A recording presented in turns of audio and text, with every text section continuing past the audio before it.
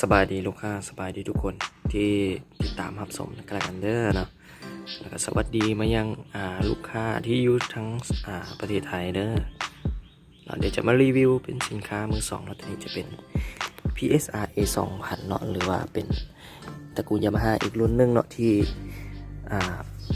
750 950ต้องหลีกทางให้เนาะราคาย่อมเยาวกว่าแล้วก็คุ้มกว่าเนาะการใช้งานนี้ถือว่าแทบจะ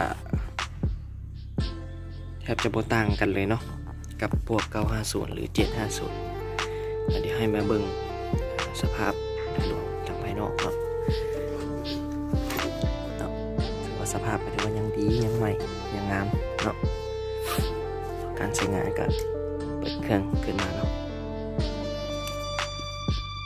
เห็นป่ะหน้าจอใช้งานชัดเจนเนาะ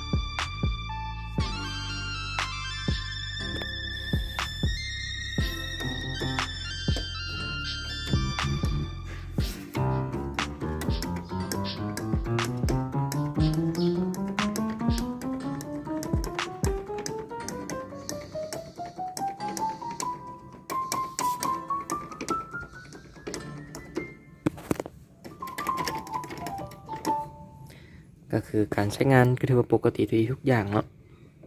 กดง่ายๆกดสบายเลยเนาะหลังจากนั้นหัดประกันหลังการขายให้พร้อมเนาะเอาไปใช้งานถือว่าลูกค้าสามารถใช้งานออกงานได้สบายเนาะเพราะว่ามีการแต่งเสียงให้เรียบร้อยเนาะ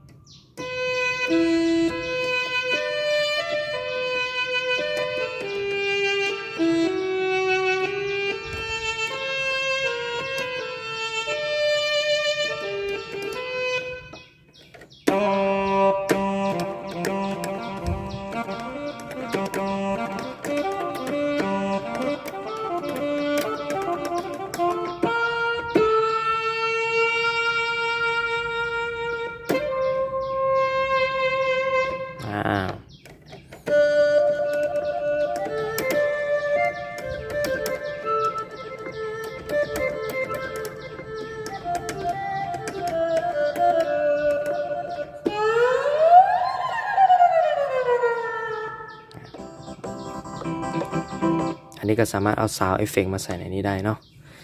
แล้วหลังจากนั้นเนาะการใช้งานการกดปุ่มต่างๆเนาะปุ่มข้างจอเนาะอย่าสังเกตหน้าจอเลยเนาะอยากจะทดสอบให้เบิ่งเนาะค่อนข้างที่จะละเอียดไปเลยเนาะแล้วอันนี้จะเป็นจังหวะที่ว่าอยู่ในเครื่องเนาะที่ว่าเขาได้เซฟหรือว่าตั้งค่าไว้เนาะก็ถือว่ามีหลายจังหวะอยู่ตัวนี้เป็นจังหวะ3 ชาเนาะเป็นจังหวะแล้วก็เป็นแซมพร้อมเนาะ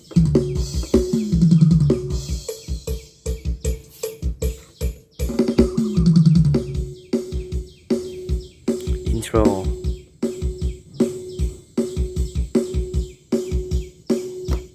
2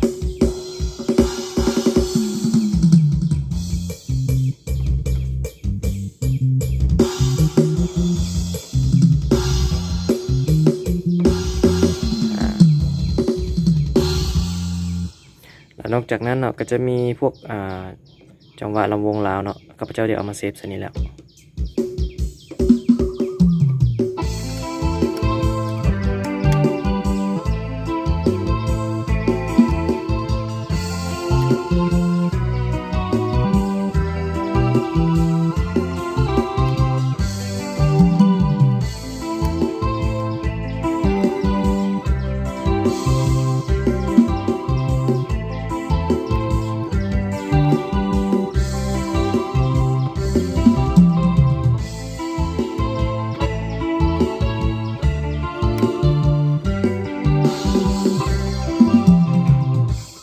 ส่วนหลายแล้วก็จะเป็นจังหวะม้วนๆนั่นแหละเนาะอันนี้จะเป็นโบลิโรเนาะตัวนี้จังหวะโบลิโรเนาะ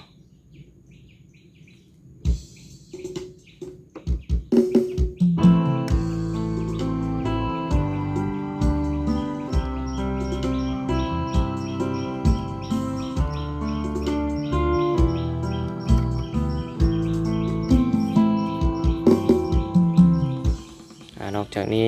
เป็นพวกลำสารวัน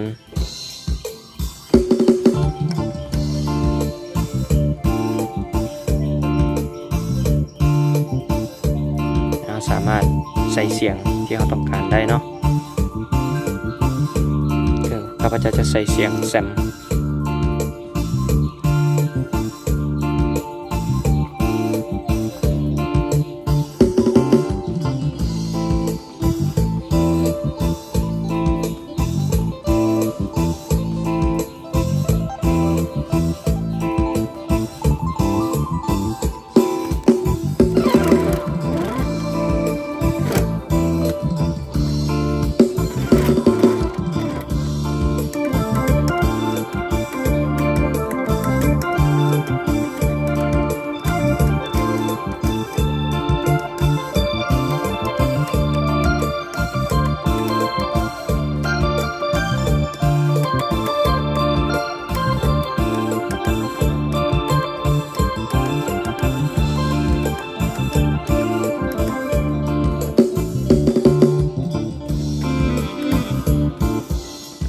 แล้วนอกจากนี้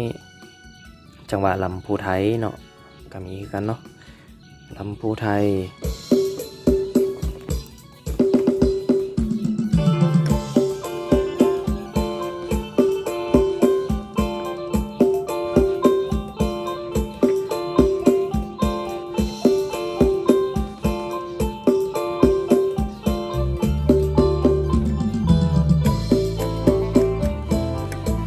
จะเป็นจังหวะลำพูไทยเนาะตัวนี้แล้วทีนี้ต่อมาที่ว่าเอามาเลี้ยงใส่เนาะข้าพเจ้ามาเลี้ยงใส่นี่ก็เรียกว่าค่อนข้างที่จะครบถ้วนนะอันนี้จะเป็นลำเพลินอันนี้จะเป็นจังหวะของมัน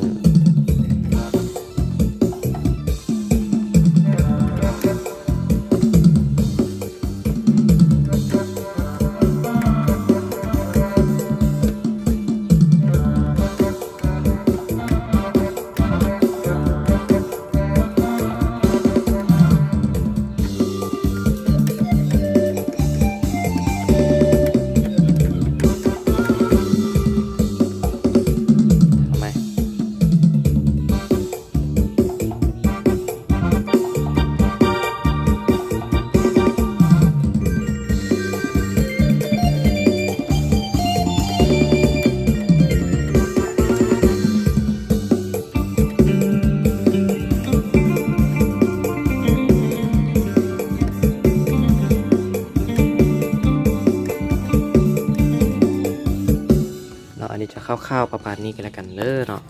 สำหรับท่านใดสนใจก็สั่งซื้อได้เนาะจะส่งทั่วประเทศเนาะทางไทยและลาวเนาะอยู่ประเทศลาวเฮาก็ส่วนหลายก็มีเก็บปลายทางเนาะมาจำแล้วก็โอนมาจำส่วนหนึ่งเนาะแล้วก็ที่เหลือเก็บปลายทางเนาะตัวนี้ก็ลงขายอยู่ราคา10 ล้านเนาะสภาพงามๆแจ่มๆอันนี้เลยเนาะนะครับพร้อมด้วยของแถมหลายๆเนาะหลายๆอย่างเลยเนาะก็มีพวกอะแดปเตอร์กระเป๋า USB จังหวะเสียงแซมแล้วก็การหาประกันหลังการขายเนาะแล้วก็การดูแลหลังการขายถือว่าครบถ้วนเนาะถ้าว่าผู้ใดสนใจก็สั่งซื้อได้เด้อนะเจ้าโอเคขอบใจ